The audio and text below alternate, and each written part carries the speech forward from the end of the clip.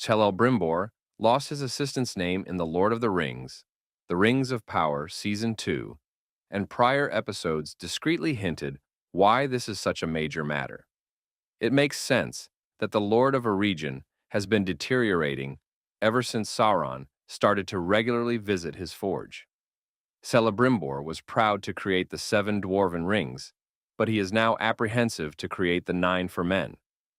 As a result, Sauron increased his pressure, which led to the elf's mental condition declining in Rings of Power Season 2, Episode 6.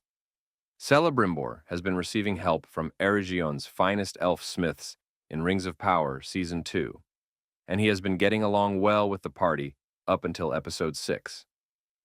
Their work on the 7 proceeded very nicely since they both respected him and he respected them.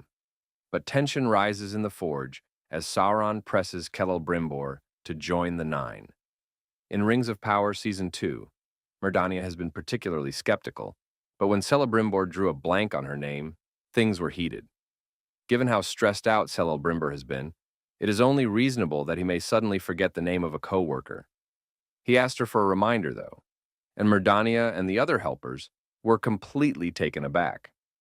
Though Celelbrimbor and Annatar dismissed it as a simple case of forgetfulness, it was obvious that the Smiths thought this was insufficient justification. Why is revealed at an earlier point in the Rings of Power. Arondir stated in an earlier Rigns of Power Season 2 episode that elves never forget anything. This is supported by Tolkien's canon because it is stated several times in The Lord of the Rings that the memory of the Middle-earth race is perfect. Thus, while forgetting a name under pressure or as a result of aging might be common for humans, it would be practically unheard of for an elf such as Celebrimbor. That's the exact reason Mirdania and the other Smiths were taken aback and wary. Sauron entered Eregion and immediately started to manipulate Celebrimbor. He conjured up the illusion in the elf's mind that he was personally chosen by the godlike Valar and that he, Annatar, was their representative, sent to guide him toward glory. All of this is untrue, of course, but Celebrimbor was so desperate to accept it that he disregarded every red flag.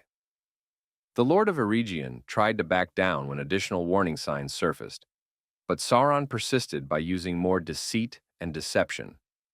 Leaving magic aside, the mental strain of all this would surely wear thin on even an elf. Naturally, Sauron is more than simply an expert manipulator. He is a powerful fallen Maya who has been channeling his evil energies into Celebrimbor's trade. The elf's situation is comparable to that of people who come into touch with the One Ring in The Lord of the Rings.